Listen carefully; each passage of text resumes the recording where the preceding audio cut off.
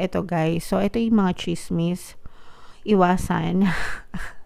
Iwasan yung chismisan mga kapiksi. Kaya pala mensahe, no? Kasi parang yung iba sa inyo pwedeng pinagchichismisan kayo, guys. Minamarites, ganyan. Or pwedeng mga mapanira, no? Pwedeng nakakuha kayo ng mga mapanirang impormasyon mga kapiksi mula sa mga marites, ganyan. So, pagdating naman sa mga ganun, guys, i-filter nyo lang.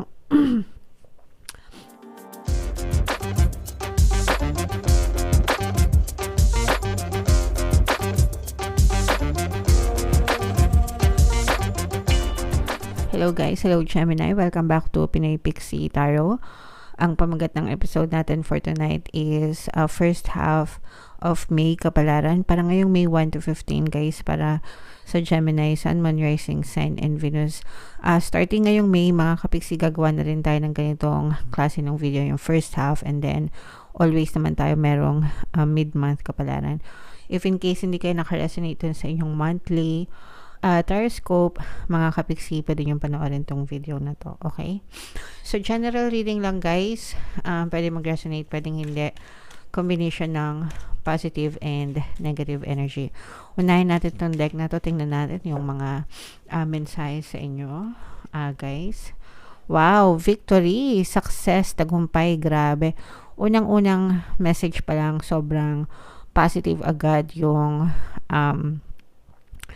mensahe sa inyo ng inyong mga gabay. So, mararamdaman nyo guys yung pagiging, yung enerhiya ng pagiging matagumpay, successful. For some of you, pwede may mga ma-achieve kayo na mga goals, mga milestones sa buhay nyo. Pwedeng may mga mapanalunan kayo, mga kapiksi. Pwedeng manalo kayo ng mga jackpot, ng mga raffle. Pwedeng manalo kayo sa mga bidding or sa mga kontrata. Pwedeng manalo kayo sa mga whatever na klase ng pwede nyong mapanalunan guys. Pwede yan guys. Pwede rin kayong manalo sa mga adventure nyo sa buhay, mga kapiksi, mga pinaglalaban nyo. Okay? So, this is something na very, very positive guys. Kaya i-mind nyo na yan sa comment section, mga kapiksi. Another message for you, Gemini. Healer of the Ages. Ito'y healing, mga kapiksi. Ito'y isa sa mga best message, no, na ibig sabihin, unti-unti kayong naghihilom, unti-unting naging ma-okay yung pakiramdam nyo. Pwedeng physical, emotional, pwedeng mental din, mga kapiksi, or pwedeng spiritual din, guys. Okay? So, kailangan alagaan. Syempre, mga kapiksi, no, wag ding abusuhin. And kailangan din na magpa-check up sa mga doktor guys. Very important, no? Wag nyong walang bahala or wag nyong i-neglect. Excuse me. Wag nyong i-take for granted yung inyong kalusugan guys. Palagi nyong i-prioritize yung inyong kalusugan kasi 'di ba? Aanhin pa ang damo kung patay na ang kabayo. Aanhin niyo yung mga bunga ng pagsisikap nyo guys kung hindi nyo naman mapapakinabangan, mga kapiksi. So, dapat importante na inaalagaan natin yung kalusugan natin. Although, alam naman natin na at the end, meron pa rin tayong ending, di ba? Pero mas mabuti pa rin yung nabuhay tayo ng masaya, ng mahaba-haba, kasama yung mga tao natin, mga mahal natin sa ating buhay guys. Okay? Alright, so comment down below guys if feeling nyo naka-resonate kayo dyan. And then yung last message for you, Gemini. So, ito energy nyo to guys, thinking man. This is also an air sign. Energy mga kapiksi, so ibig sabihin nito, guys, magplano, pwedeng din, no, you are at your highest vibration guys ngayong May, especially for some, although second half pa naman, kasi magba-birthday malapit na yung birthday ng mga Gemini, no? So you are at your very highest energy, Gemini, pagpasok ng May. So keep up the good work. Okay? So, pasensya na kayo guys pag nahihikab tayo. Medyo nabubugbog kasi yung mata natin sa hangin mga kapiksi. So, pasensya na kayo. So, tingnan natin yung additional na message or yung mga paparating sa inyo, guys. Ngayong May 1 to 15, shuffle ko to, guys.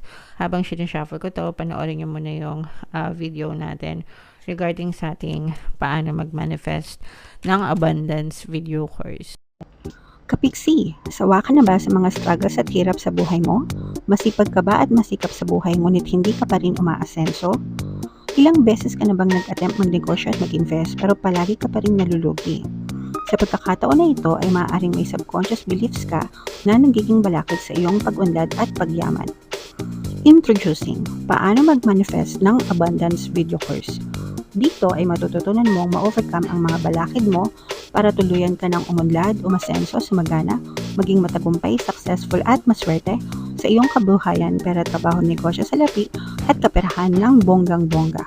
Dali, mag-send na ng email sa pinoypixitaro@gmail.com at simulan na ang iyong pagyaman ngayon. Alright. So, sabay-sabay tayo, guys. Magpayaman ngayon 2024. Mag-avail na kayo ng course Gemini. Sobrang ganda niyan. And ngayong April, guys, until April 30, meron kayong 200 pesos na discount sa lahat na mag-avail ng course, guys. Kaya mag-avail na kayo. And meron din tayong email coaching, manifest your desires using the law of attraction. If meron kayong mga specific na gusto nyong i-manifest, pwedeng love and relationship, pwedeng money or career, mga kapiksi, pwede kayong magpabook ng email coaching session with me. Mag-send lang kayo, guys, ng email sa pinoypixitaro@gmail.com. So, ito yung combination, guys, ng positive and negative energy.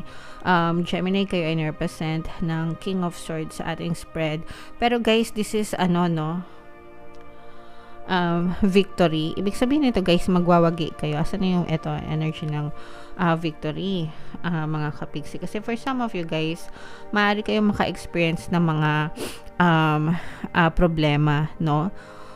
Mga challenges, pagsubok, ganyan. For some of you, guys, parang feeling ko, this is some kind of competition, some kind of a competition. Pwedeng may competition kayo sa trabaho, or sa negosyo. Hindi naman nawawala yung competition, guys, kasi part of society yon, di ba? Simula nung pinanganak tayo, bago pa tayo pinanganak, guys, may competition na, okay?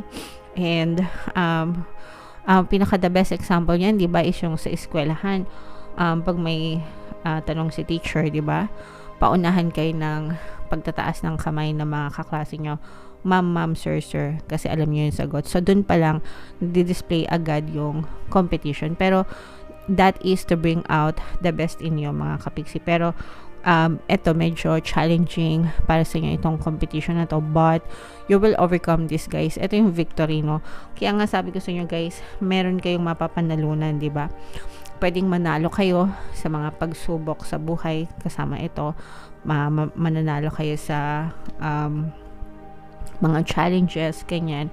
So, keep up the good work, mga kapiksi. Ang importante is you focus, no? Kasi yan may mga matututunan kayo dyan, guys, na mga leksyon dyan sa mga competition na yan to bring out the best in you and become a better version of yourself.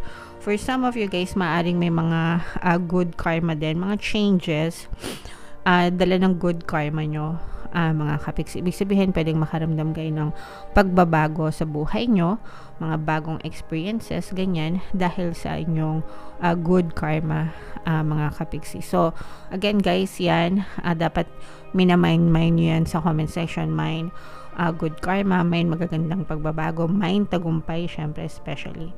At saka itong good health, no? Nakalimutan ko sabihin sa inyo, i-mind nyo yung good health, mga kapiksi. Okay?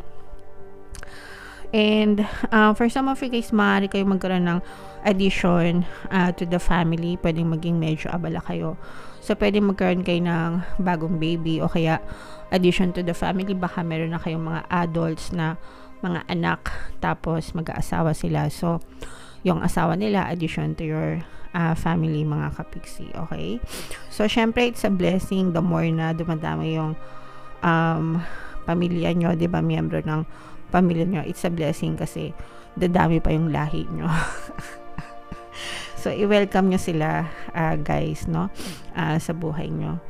So, ito yung mga mensahe, guys, no? These are communication, messages, guys. Parang merong mensahe na ipapadala sa inyo, si universe. At saka magiging medyo abala ito, guys. So, ito yung mga chismis. Iwasan. Iwasan yung chismisan, mga kapiksi. Kaya pala mensahe, no? Kasi parang yung iba sa inyo pwedeng pinagchichismisan kayo, guys. Minamarites, ganyan. Or pwedeng mga mapanira, no? Pwedeng nakakuha kayo ng mga mapanirang impormasyon, mga kapiksi, mula sa mga marites, ganyan. So, pagdating naman sa mga ganun, guys, i-filter nyo lang.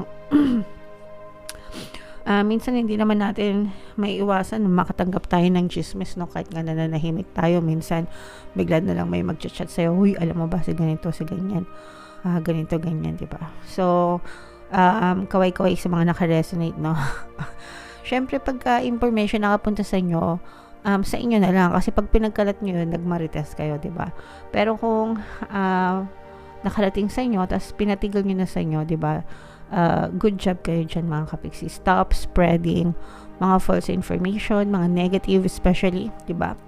Stop spreading negative vibes at saka yung mga kapanira sa ibang tao, mga kapiksi. Yung iba sa inyo medyo lalabas-labas kayo ngayong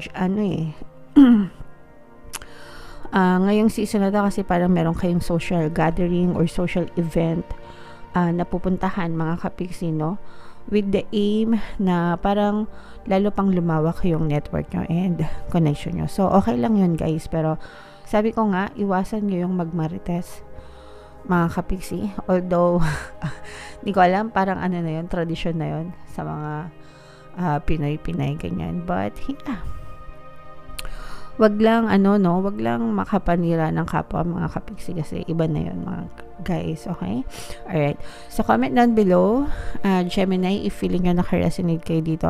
Guys, yung mga super positive na energy, i-mind yan sa comment section, kasi deserve nyo yan lahat.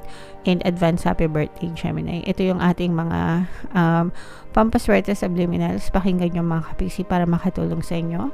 And ito naman yung ating success stories ng paano mag-manifest ng abundance video course. Click here to subscribe, guys, and click here to join our membership program. Thank you for liking, sharing, and subscribing, and see you again next time. I love you all, guys. Have a nice day. Bye bye.